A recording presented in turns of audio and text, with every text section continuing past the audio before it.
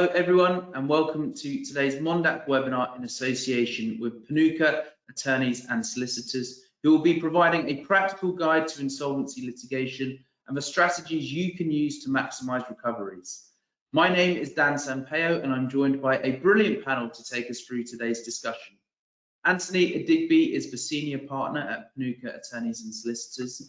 He is involved with consultancy, business and human capital development through its Canadian affiliate, Panuca Consulting Incorporated. He has over 39 years of experience in corporate governance, insolvency, business restructuring, arbitration, dispute resolution, privatization, capital markets, mergers and acquisitions, and oil and gas. He has advised clients on several complex transactions. Bakuri Kalu is a partner at the firm and currently heads the insolvency and training special projects practice groups.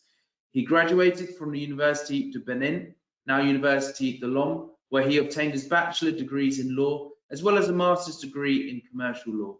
He also attended the University of Lagos and was called to the Nigerian bar in 2004. Ibrahim Buba was appointed as a federal judge in November 2003 and subsequently sworn in as a judge of the Federal High Court in January 2004. Throughout his illustrious career, he has served in various divisions of the Federal High Court, including Katsina, Port Harcourt, Jos, Lafia, Asaba, Lagos, Enugu, and Bauchi. Justice Buba has garnered acclaim for delivering landmark decisions across a wide range of legal domains, such as commercial law, admiralty law, constitutional law, criminal law, terrorism, and insolvency matters. Now, before I hand over to the panel to begin today's webinar, a couple of housekeeping items. You can submit questions to our panel by typing them into the questions pane of the toolbar on the right-hand side of your page. The panel will endeavour to answer as many questions as possible during our Q&A session. Please also be aware the content of this webinar is not a legal opinion and intended to provide a general guide to the subject matter. Specialist advice should be sought about your specific circumstances. It's now my pleasure to hand you over to our panel to begin. Thank you.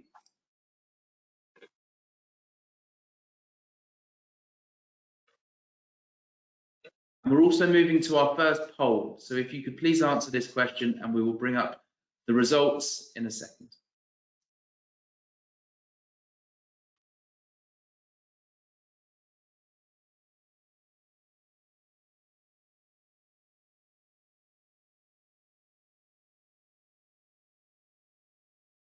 Thank you very much. I hope you can hear me. The first poll is what best describes your role in insolvency litigation?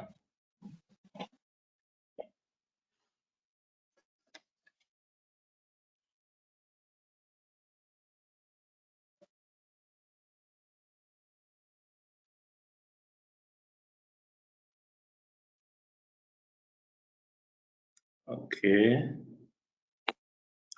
Thank you so much. So this is just to give us an idea of the audience. So it looks like majority of us are not lawyers. Majority of us are just business people who want to know more about insolvency litigation, which is actually excellent.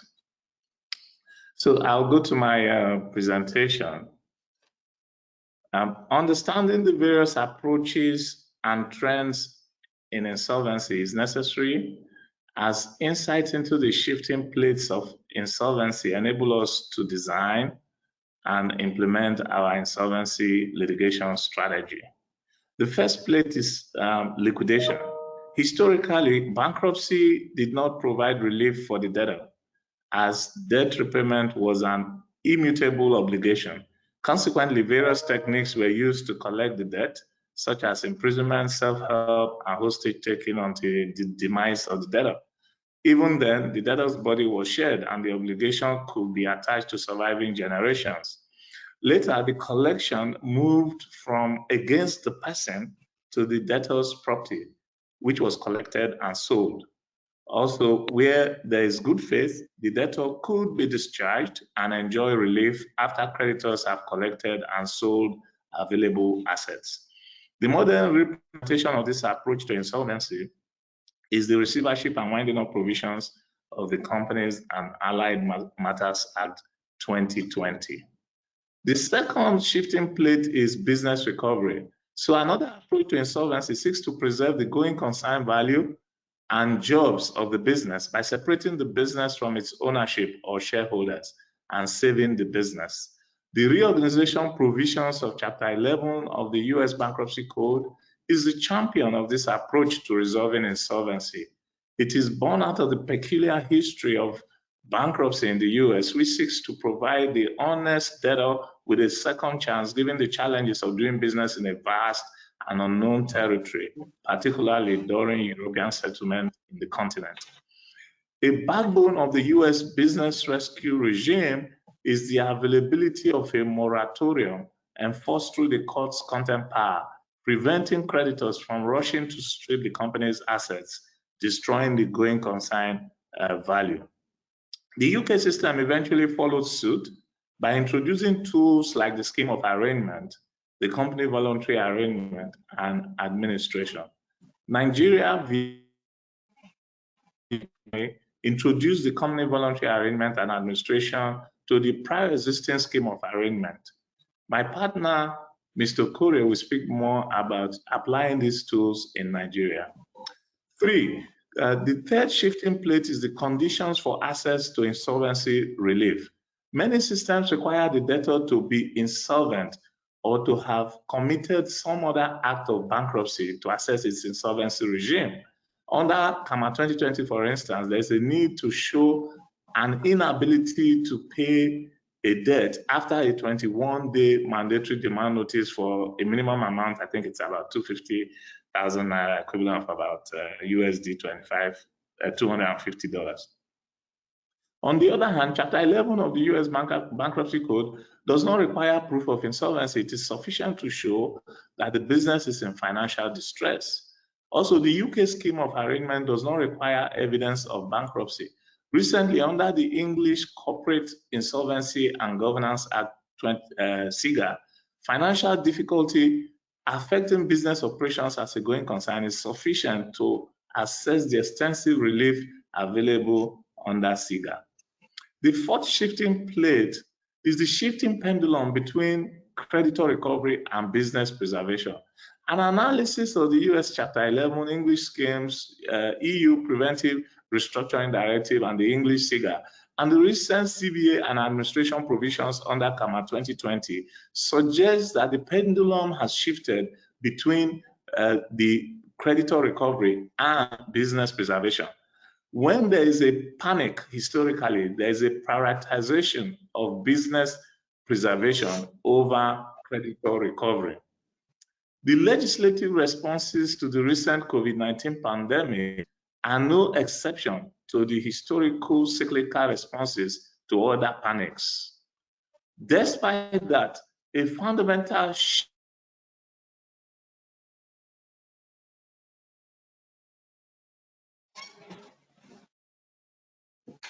My apologies. I think we've just lost Anthony. We'll give him a couple of seconds to rejoin the session. Corey, you may need to take over for a few seconds. Thank you.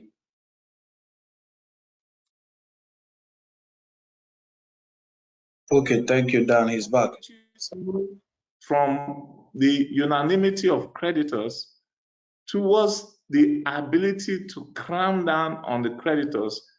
Class cram down limited the impact to a class of creditors. Chapter 11 has consistently recognized cross cram down. So the when you then look at the EU Preventive Restructuring Directive and the English SIGA, other jurisdictions now recognize cross cram down in varying degrees. The various concepts of absolute and relative priority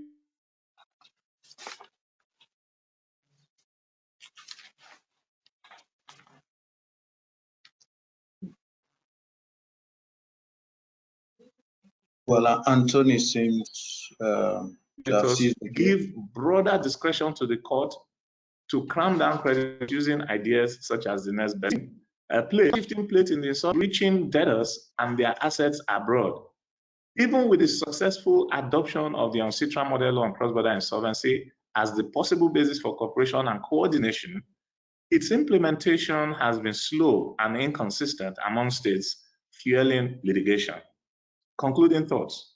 In conclusion, we see a trend towards converging the US reorganization approach and the UK schemes and business rescue approach.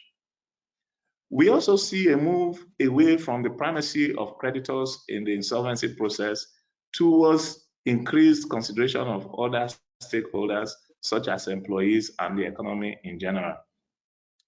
Despite the move towards convergence, the laws and practices differ significantly among states, and the level of development also vary. Insolvency litigation draw on the tensions in each system and across the border in pursuing objectives such as whether to realize or postpone, to discharge or insist, to consent or resist relief to the debtor.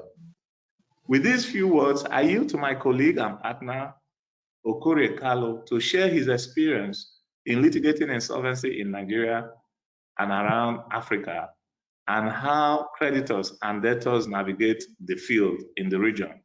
But before Mr. Okorie comes on, I would like to administer another poll.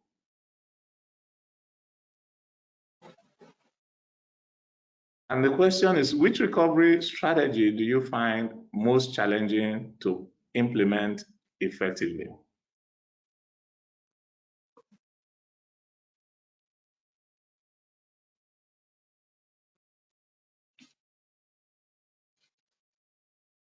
You can start voting.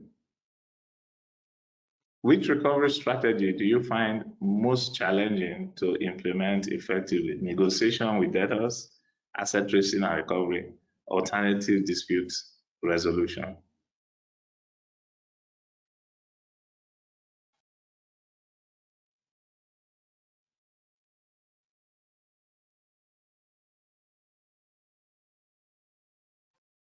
Okay, thank you. So asset tracing and recovery.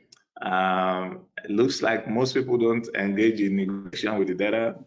And then there's followed by alternative dispute resolution. I would, with this, invite Mr. Okorie to proceed. Thank you, Chief Idigbe. I think that poll was quite interesting in the sense that that makes me to ask the question whether the audience is, from, the global north, Western countries, or in Africa, because the 0% on negotiation with debtors is quite interesting. So definitely in Nigeria, we are still having a transition, a paradigm from a creditor-friendly regime, the CAMA 1990, which was amended in August 2020 and came into force on January 2021. And then we had insolvency regulations that came in last year by April. And generally, as you have mentioned about the shift from liquidation to business rescue globally, also we have seen this trend in our Nigerian framework, which has led to the birthing of two business rescue tools, the company's administration and the CVA. And these two tools basically give an opportunity to, adjust, modify or vary the financial position of the company or its equity structure using either restructuring tools that is short of a judicial intervention, or one that requires judicial supervision, which is the CVA and the company administration, respectively. Now, in Nigeria, that effort towards business rescue has also had an impact on the most common use of receivership among the alternatives that are offered for insolvency. So we see CAMA 2020 trying to limit the use of receivership, and also trying to impose a burden and duties and obligations on the receiver to consider restructuring as a first option. We've also seen in our environment a greater regulation of insolvency practitioner to strengthen, the standards of conduct and practices and achieve, greater regulation, as well as the opportunity to discipline erring insolvency practitioner. Now, the new law has ushered, of course, what we have said, a shift. And we are having a situation where, while there are more options that are offered to the debtor, there is also some increased protections in terms of the ranking and priorities, including in a business restructuring, protecting the interest of secured and preferential creditors, and also offering some opportunities for a new market in terms of post-commencement finance, which has been in arrested development in Nigeria until the advent of the CAMA 2020. Of course, in the next slides, we'll then talk about debt recovery strategies of creditors. And we see that creditors have different strategies that they want to use to maximize recoveries. Basically, in red, you would see those strategies that are either risky or may raise interesting issues of conflict of interest or other sharp practices. But at a preventative level, the creditors are doing more work in terms of increased pre-credit assessment. We have had new laws that have come in to strengthen credit rating of customers taking loan, and also to be able to restrict the ability to access credit when the finances and the patterns of the owners of the business or the companies are not good. And that may also lead to blacklisting, which can be effective tools as well for financial institutions, both to curb fraud, but as well to push a greater commitment for the debtor to stick to the term. Now, we also have a situation where the creditors are more interested in having higher rates so that they will have higher returns on the loans that are given. We used to have a more regulated lending rate in Nigeria, but this has been quite watered down because there's more liberty given to the parties to agree on the rates on a monthly basis. So you have interest rates that are as high as 6 to 8% per month, and as high as 48 to 56% in a year. And many a times creditors tend to stick to this aspect so that they can recover a lot at the beginning. But that also spells doom for many businesses, particularly in Nigeria, where we have over 95% of businesses that are SMEs and MSMEs. Asset tracing is also an important tool that has been in vogue in Nigeria. As the economy keeps having challenges, you find out that debtors are actually trying to hide assets in other jurisdictions, particularly given the fact that Nigeria, unfortunately, still has only a framework that is territorial in nature. There has been no adoption of the ancestral model law, whereas Anthony has shown very clearly that the standard global practices is to have a cross-border insolvency model framework. You also find that creditors seek to enforce personal guarantees where they are given, or corporate guarantees, to have an alternative in terms of maximizing recoveries, and also use professional debt collection services. Next slide, please. Now, while I have spoken of those that are very, very, what I call it, within legit means, I did mention in red the use of Mareva injunctions. And so you find out that we do have some practices where creditors, in a bid to maximize their recoveries, will use insolvency processes. And while using a collective process, they will also seek to freeze, the accounts of the debtor and try to achieve or improve their position by way of having, settlements. And many a times they may commence the collective process and then abandon it where it has even reached the stage of being advertised to other creditors. And in other cases, the creditors would sometimes internally have SPVs created, which would provide some offers that are usually transaction under value or fraudulent preferences on the company, and they are able to enforce their security and realize the security by moving or having some bogus sales to these SPVs. And so those creates a lot of litigation in the process. So those are some of the sharp practices on the side of the creditors. On the side of the debtors, when the goal is to minimize recovery or to manage their insolvency challenges, we find that debtors usually that are very well informed would look to obtain the services of restructuring professionals and engage in renegotiation and restructuring of the loans.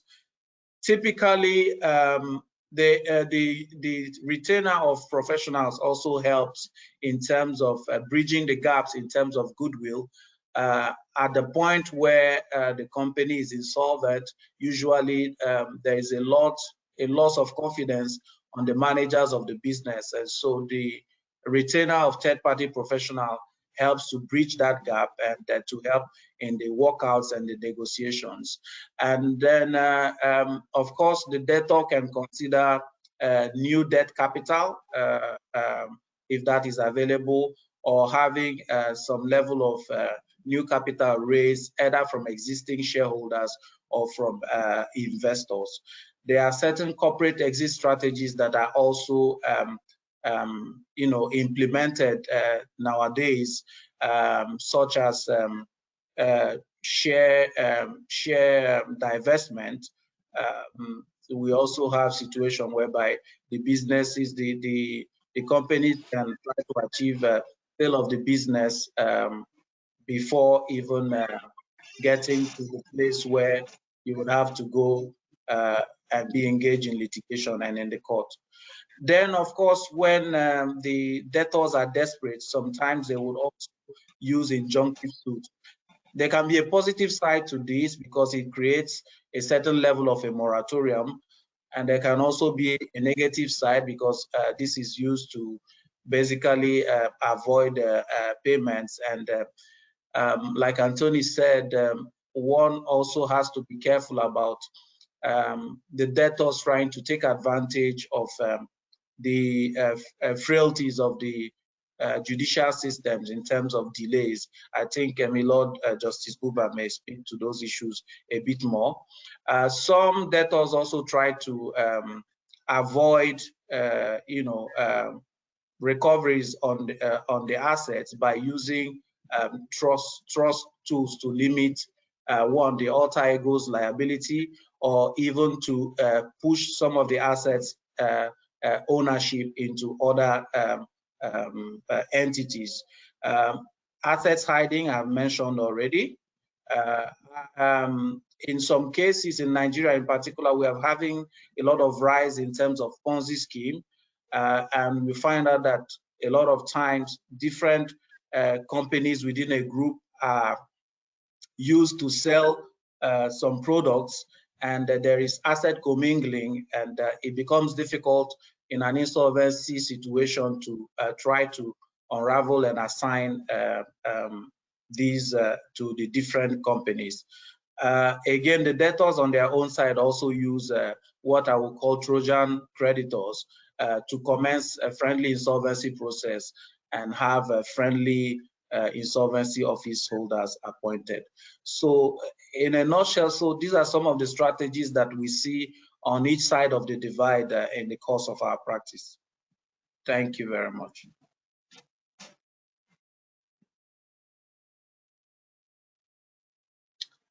I think at this point, I could call for the third poll before my Lord Justice Buba gives us a perspective from the side of the bench.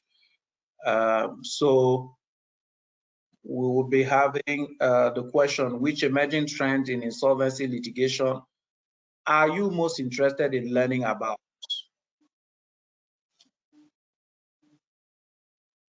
I think we can start voting.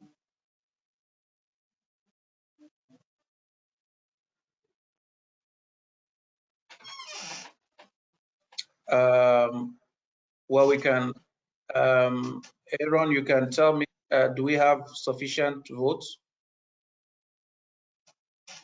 We can display the results. Okay. We can see that there's a lot of interest in terms of learning more about cross-border insolvency and digital assets and cryptocurrencies in insolvency. I think this is quite interesting. I see that ESG considerations are very minimal. Digital assets and cryptocurrency is really an area that is becoming very trending, both at the level of the companies and even at the higher level. This is interesting. We'll see how maybe under the Q&A, how we can take questions on these issues. With this, I would yield to my Lord Justice Buba.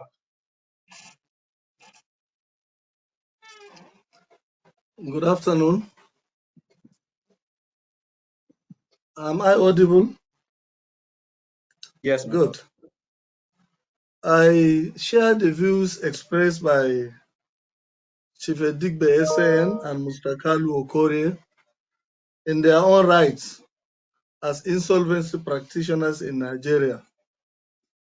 I will also quickly take a liberty to, without wasting your time, in few minutes and in no particular order, quickly run through the slides, the legal regime in Nigeria insolvency practice, the legislation and rules of procedure guiding insolvency practice, the traditional role of the judiciary in adjudicating insolvency matters, cross-border insolvency and the trend of insolvency practice and adjudication in Nigeria, the role of the stakeholders.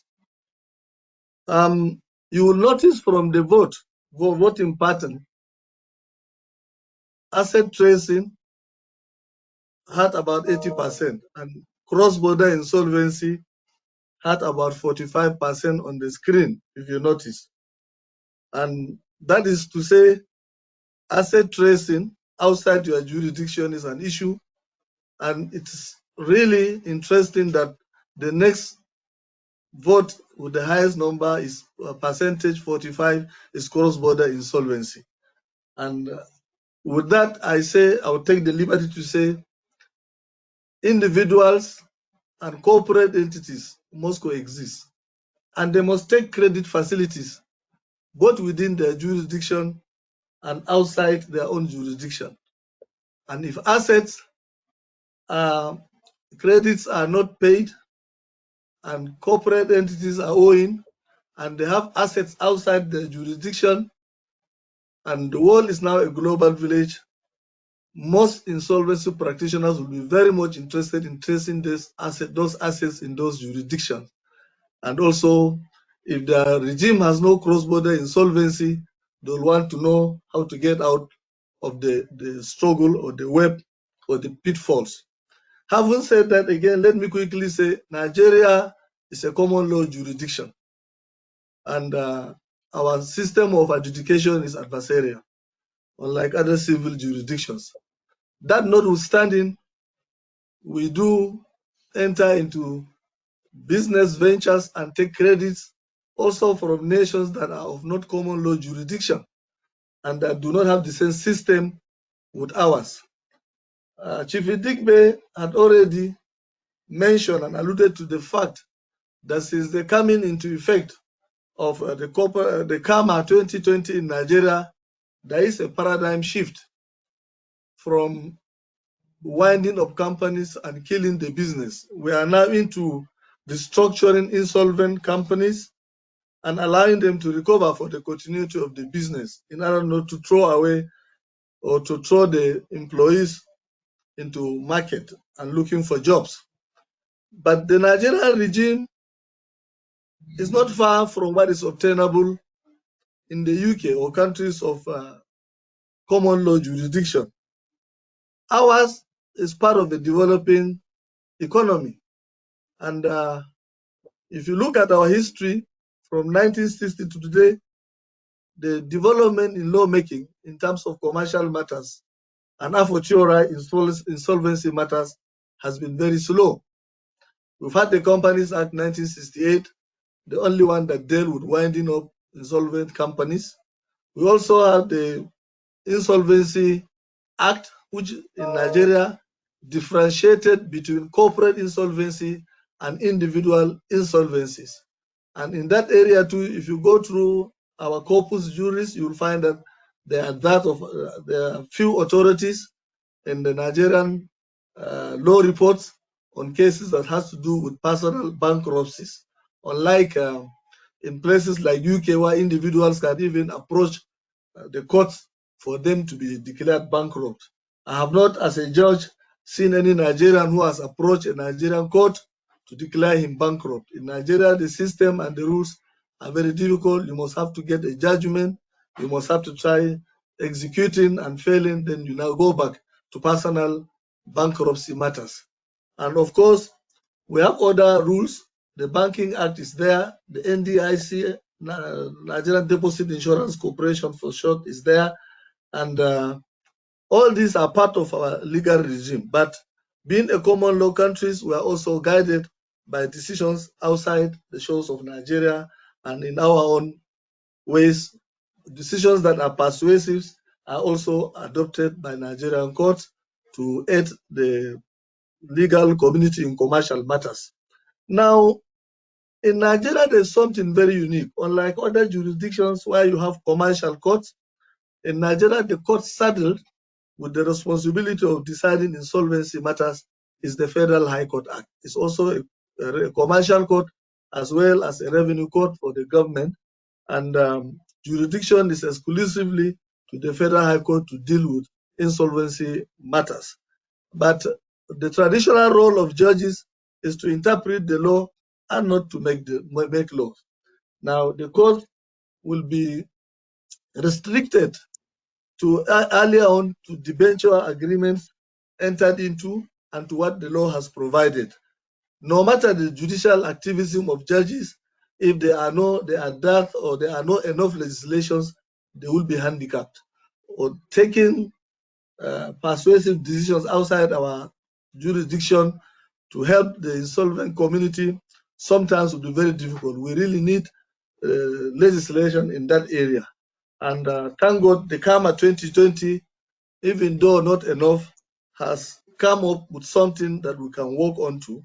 And for the first time under KAMA 2020, there are enough provisions for insolvency practitioners, and we have the bribe ban in Nigeria, and the role and of professional ethics in insolvency practice is now part of Nigeria. The Code of Ethics has already been agreed on to. There are about 16 sections. Our insolvency practitioners can sign home with something at hand with which to improve. Of course, the ethics are like a new dress. Until we start using them and applying them, we will know how far it will go. The Code of Ethics has no penalty in the event of any insolvency practitioner breaches. And of course, it's not only lawyers that deal with insolvency practice, or chartered accountants and non-legal members also can be insolvency practitioners. And their knowledge of the law will help the court to arrive at just decisions. But as I said, the issue is not about taking credit. It's not about us living in the Committee of Nations, but the issue is when debts become bad and they are not being paid. Every creditor will want to have a regime, a legal regime that is certain, so that he doesn't come to court and get himself boxed into a litigation that will never come to an end. So the role of the judiciary is indeed to resolve conflicts and disputes in commercial transactions, including insolvency matters. The courts now in Nigeria are also guided. They have moved away from winding of companies. They allow restructuring. The judges now have a role to play, unlike the earlier system where they remain judex and whatever happens is none of their business. But today, every judge is guided by the Company Allied Matters Act. When schemes are brought, he has to pay attention to what kind of insolvency. Is it a cash flow or balance sheet insolvency? Certainly, every Nigerian judge now, if he knows the company has assets and has way of resolving its debts, he will be inclined to allowing rescue and restructuring to take place rather than winding up companies. For instance, under the KAMA, the only amount of money that will make a creditor come to court to us for winding up is 200,000. At the exchange rate today in Nigeria is just about $200. If the company is has assets, there's no point any judge going ahead and then winding up the company. And like I said, our rules are still being taken care of. Insolvency practitioners are day in, day out training young practitioners in insolvency to learn the trend that is applicable in other jurisdictions, including holding seminars and even training judges. And whatever I say, I must enter a caveat. I am an ex-judge. I'm still not on the bench. But I do know insolvency practitioners, up till the time I left, do hold on seminars towards educating even members of the bench or the judiciary on the trend in the world over. Especially like it was alluded to or stated categorically by Mr. Okorie, we don't have the unilateral model of law. So that really tells you when it comes to asset tracing or outside our jurisdiction is a very big or huge problem. We still fall back to common law and principles on private international law or conflict of laws to be able to resolve some of our issues. And indeed, the trend of insolvency practice in adjudication in Nigeria, I can tell you safely, we are also moving with the rest of the world to make sure that those who want to invest in our jurisdiction have confidence and they are sure about the legal regime and they know the kind of situation they will meet. Our courts are very proactive when it comes to insolvency matters. We will allow litigants to come to court and stay forever without paying their dues or their obligations they have contractually entered into to also delay cases. Our judges in our jurisdiction are really dominus litis. They are in charge of the proceedings. At least in the commercial cities and centers, they avoid delay. They don't want cases to come in court because it has serious implications on the economy and investors also in our jurisdiction. And a typical Nigerian commercial judge is very conscious of the fact that we do not have commercial courts. So instead of having specialized courts, we specialize the judges. And once we specialize the judge in insolvency practice and knowledge of the law, he will be able to fit in what is obtainable in other jurisdictions. And there has been a cry by practitioners in our jurisdiction asking to have commercial courts, but the issue is not about commercial courts because the commercial centers are also very few and well known in our jurisdiction. If the judge is specialized in insolvency matters, they will be able to take us to the desired level. And I will tell you quickly also that Nigeria was also part of the global recession. In our country, some of the financial institutions and banks ran into trouble. Corporate entities that took money were unable to pay. And the country came on with a law that was meant to be temporary, the AMCON Act 2010, which is about 13 years old, trying to salvage the situation, just like what was obtainable in other jurisdictions, in Malaysia, in Northern Ireland, and including even in the US on troubled assets. So in our own jurisdiction, the AMCON Act came and made specific provisions in insolvent companies that the AMCON bought over bad debts from the banks, created bridge banks, and in the exercise of their powers under the AMCON Act, they can also dissolve companies, file bankruptcy proceedings against debtors, and of course under the old proceedings of 1979 that are not actually in tandem with what is obtainable in other jurisdictions. And indeed, the AMCON Act is very, very clear. Where there is any conflict between the Company and Allied Matters Act and the bankruptcy proceedings, the AMCON Act take precedence. But the AMCON Act is not meant to be a law forever. It's a law for a specific period to make sure the economy kicks back and all insolvent companies are able to come back to track so that we'll have a robust and financial system with laws that are certain. And when people come to invest, as earlier stated, in our jurisdiction, they know the outcome of what kind of litigation will be. And with that, I think we are quickly in Nigeria in need of a scheme of cross-border insolvency like the reciprocal model in order to be able to fit in Committee of Nations. And I hope I will stop at this stage so that we can also hear questions. I understand I was to speak for 7 minutes. If I took time without leave, bear with me, because I had 5 slides that needed to be touched, each one of them. And that's why I took them randomly. Thank you. Thank you very much, Ibrahim. I'd like to invite Anthony and Akuri back onto the panel. I don't know if you have any further comments, Anthony, Akuri, before we move on to the Q&A. The floor is yours. Thank you so much, Dan. Just to say that I agree with the comments that have been made about the feedback from the pool. That it's clear that most of the participants are interested in asset tracing and in recovery abroad, which is one area that we are all having challenges, given that the UNCITRAL model law on cross-border insolvency was not adopted. But the good thing about the model law is that there's no reciprocity.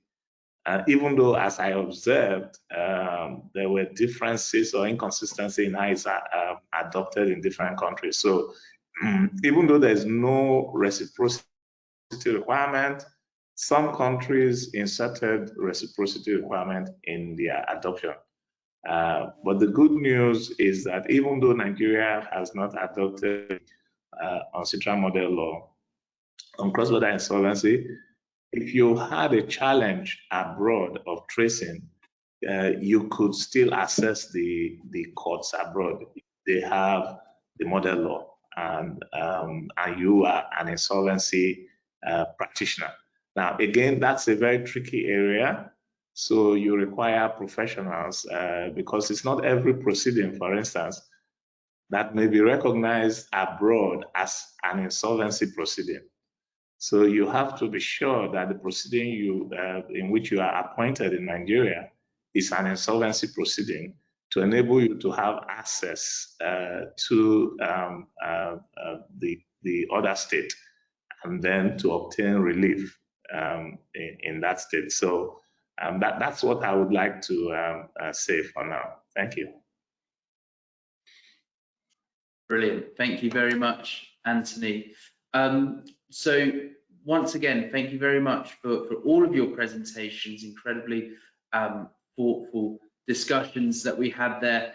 as you mentioned, Ibrahim, we do have some time now for questions from the audience. I can see that we already have a few in, but I do encourage you, if you have a question, now is the perfect opportunity to have those questions put to our preeminent panel today. So I'll start with this question to Anthony. What emerging trends in insolvency litigation do you foresee having the most significant impact on creditors and debtors in the coming years? Oh, wow. Excuse me. That's a very interesting question.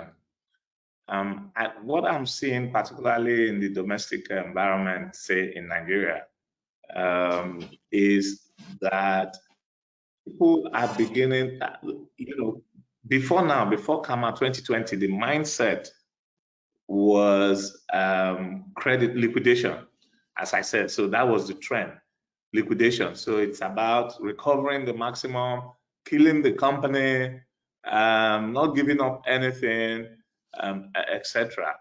But with the CAMA 2020 and the introduction of CVA and the introduction of administration, the administrator has a primary duty of business rescue. That's the primary duty, unlike a receiver manager, which Okure has always stated that the receiver manager in the new regime is being phased out. And the receiver manager has a duty to recover for the creditor, whereas the administrator has a duty is to rescue the business. And recovery or liquidation is only if the option of rescue fails. So that the shift, what I'm saying is the shift, the mindset shift has to occur amongst the practitioners, that's the insolvency practitioners themselves, to understand how their duty has changed. Then it has to occur amongst the lawyers who will litigate these issues and the judges who will decide. So that requires a lot of training, a lot of empowerment, etc. A lot of processes, and also the regulator, so that is issuing regulations such as the CAC. So, but what I then expect actually is that at the end, if we can sort of like bridge the gap of knowledge between all these practitioners, we will see resolution of debts moving much faster, because the creditor knows when he should give when he should take a haircut, where the value breaks, where when it needs.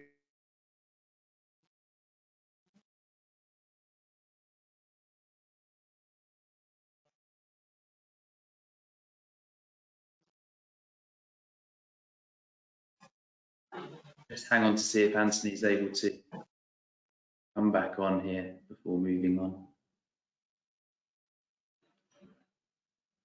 I'll just give it 5 or 10 seconds. Thank you for your patience. No, I think we may have create new employment, allow the company to continue, and then create. So you see the impact of growth in the economy by a quicker resolution, rather than having zombie companies that will continue to exist for 20 years and the factory is still closed. You know, nothing is happening and you are busy fighting all over the court. So instead, if we can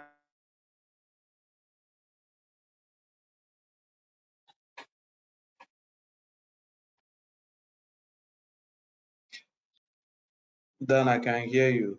I think Anthony is having quite some challenge with the internet. I think so. Anthony, thank you very much. I think we got the majority of your answer there, but there were a few up and downs with the internet, but thank you very much for the answers to that question. The next two questions, I believe, are linked. Akuri, you might want to take this one. From a global perspective, can you explain why it appears that creditors seldom go through the route of bankruptcy, personal insolvency, as opposed to debtors? I think I would I would speak more to the practice here in Nigeria. I know definitely that creditor bankruptcy petitions are not favored globally, but in Nigeria, you see often that it is used for the purpose of debt recovery. I think Anthony can speak to the practice and the risks surrounding it. I think is really an issue of risk for the creditor, which is less pronounced in Nigeria because in Nigeria, for instance, issues in relation to undertaking as to damages and security for cost are not as pronounced as it is in other jurisdictions, and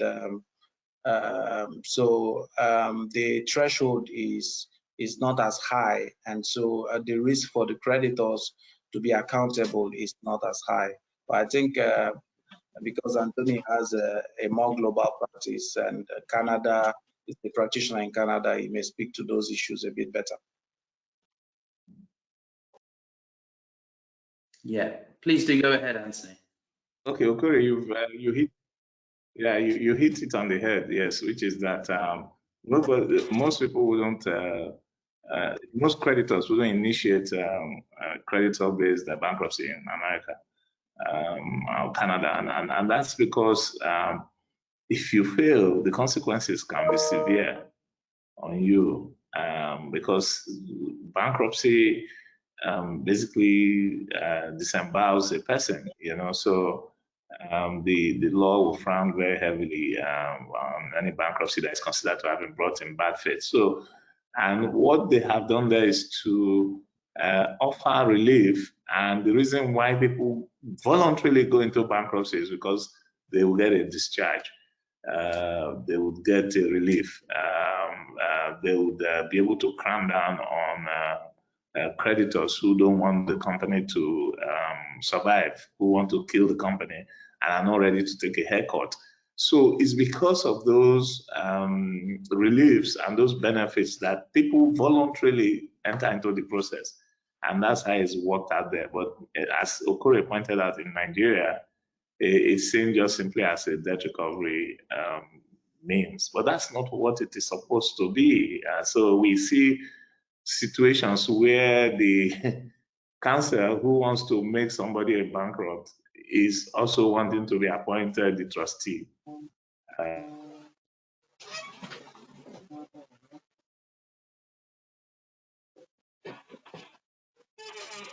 We'll just see if Anthony's able to come back on to finish off the answer. Yes, the example is giving, you find that quite a lot in Nigeria. You see where a receiver who is supposed to be an agent of the company is acting as counsel against the company.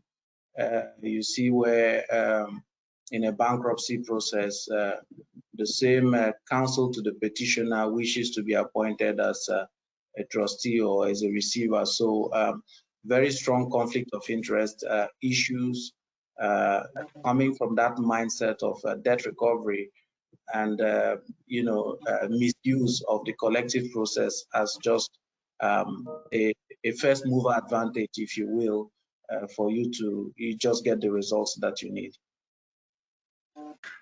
Excellent. Thank you, Okore. I think Anthony is rejoined, but we'll move on to the next question. I think perhaps, Ibrahim, you might be able to offer a perspective on this. We understand that Nigeria is yet to adopt the UNCITRAL model, that's UNCITRAL model law on cross-border insolvency.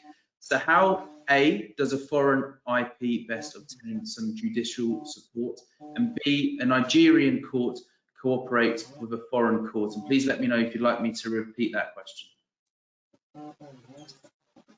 Thank you, Mr. Dan. I must quickly tell you the court with insolvency practice in Nigeria is the Federal High Court. And already the Nigerian courts are members of the Standing International Forum of Commercial Courts.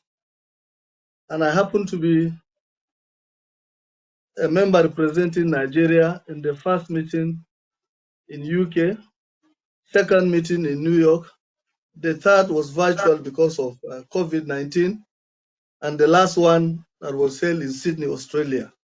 The thinking of the Nigerian judiciary, if you see the multilateral memorandum of understanding on members of the Commercial Courts Forum, the thinking is that in commercial matters, we should cooperate. All the judiciaries all over should be able to cooperate.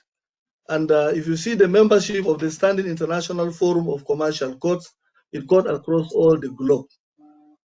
Most of the countries that I do know of are part of the Commercial Court Forum. And whatever happens outside our jurisdiction, we do discuss them at that level, and we bring them home as a commercial court and work on that. Outside what we obtain, what we get from the common law and other principles of persuasive authorities. And most people, even in Nigeria, a lot of people are not aware that the Commercial Court Forum, CFOC for short, is doing a lot of work to make sure that there is harmony in all the judiciaries, especially when it comes to enforcement of money judgments. We have a memorandum of understanding. Maybe at your spare time, you can look at it. Members can, it's online, members can Google and see it. But again, like I said earlier on, our thinking is also in tandem, or in harmony with what is obtainable outside the jurisdiction. When Mr. Okorie said in Nigeria, in the past, one acting as a legal practitioner can also be a receiver manager.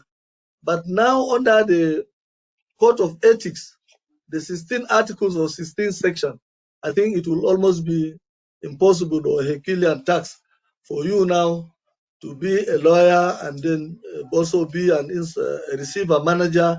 All this will create a lot of problems because the Code of Ethics has spelled out who should be an insolvency practitioner. And we are shifting from the old system where insolvency practitioners are seen as undertakers.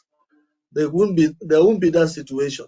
And cases that used to come to court, receiver managers being sued, will now not find place. And if they do find place in our jurisdiction, I'm sure the courts will invoke the provisions of the law. And on issues of cross-border, very soon, I have no doubt, as the insolvency practitioners are agitating, the Nigerian system will adopt the UNCITRAL model with, and also key in with other parts of the world. But our judges are up to date. They are aware of this issue and they have been taking care of some of the situation. Incidentally, there is a case that is also reported, the case of Alan Dict, West Africa. Incidentally, Chief Idigbe, SAN, our panelist, was involved in the matter. Without the UNCITRAL model, they were able to navigate and they were able to solve the problem. I think I will shift the ball to the court of Chief Idigbe, who will also educate us on what happened in that case in Aladdin, West Africa, how they were able to get out of the problem without us having the model in our system.